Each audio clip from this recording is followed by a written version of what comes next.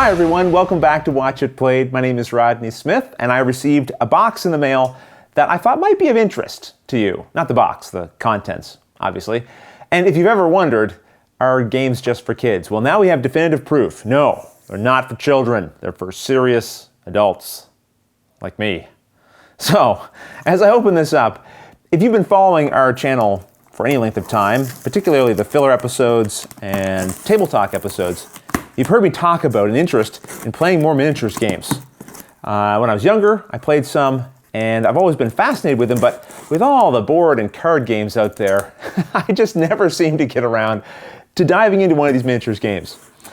And that's still the case. But I really, really want to. So it was a treat to receive from Games Workshop this. I'll get it out of here. This is in here really well.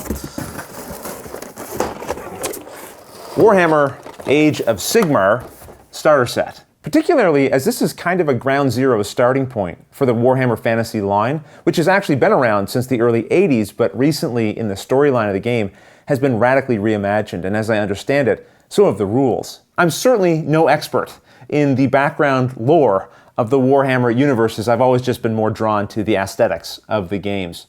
But as I pull out the contents of the box, let me give you, in my own words, a quick summary of what's happened in the storyline of the Warhammer universe that's brought us to this point in the game. In short, there was a narrative campaign called the End Times that players could participate in, but ultimately at the end of that, the world died.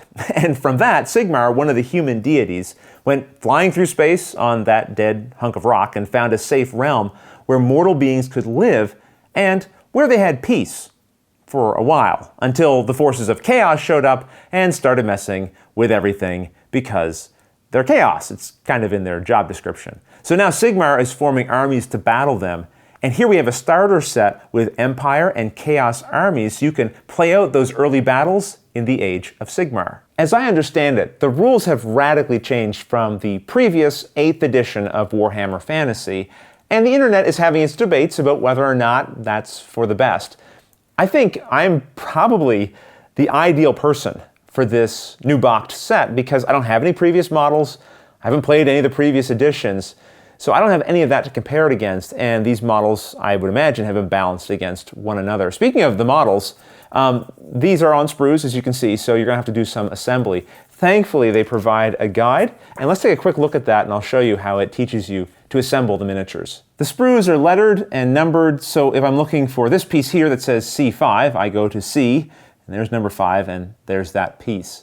And the whole book is laid out like this for each of the different types of miniatures to help you in putting them together. And the main book here not only gives you some fluff and some background story for the setting of the game, but also shows you the different forces, again, giving you some painting guides to follow if you choose to go to that step and paint your miniatures.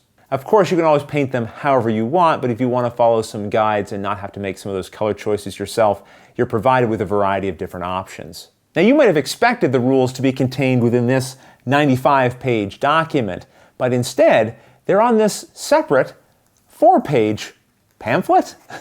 It's small print, and there's 3 columns on each page.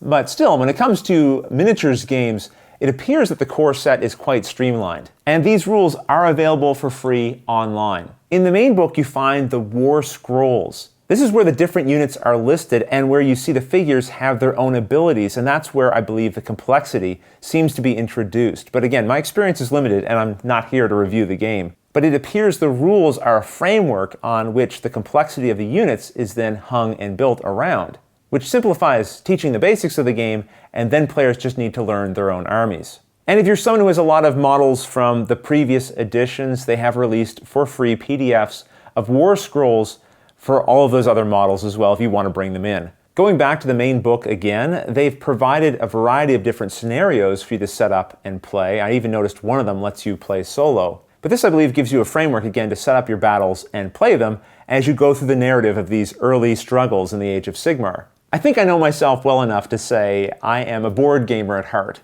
who sometimes flirts with the idea of playing miniatures games, but doesn't always follow through. I'll build the miniatures, and I'll read the rules, but finding someone else and diving in like that can sometimes be a struggle. Board games I find easier to get to the table that way. But for me, I think I'm really going to treat this game like a board game that simply doesn't have a board. Because with a rule set that is only this big, and I actually read these, I downloaded the free PDF when I knew the box was coming to me, I realized, okay, this is something I can teach pretty easily to someone. So I'll build the models, I'll have 2 armies and ready to go, and we have a variety of scenarios that we can play through. So I feel like the odds are a little better. I may actually end up getting this miniatures game to the table. We'll see. And with a rule set that's, not overly long or complicated, this is one I could even be tempted to feature on the channel. I'm not committing to that. I already have a lot of commitments for the channel that I need to follow up on.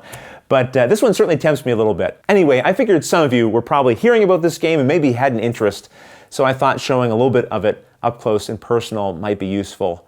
But until the next episode, thanks for watching.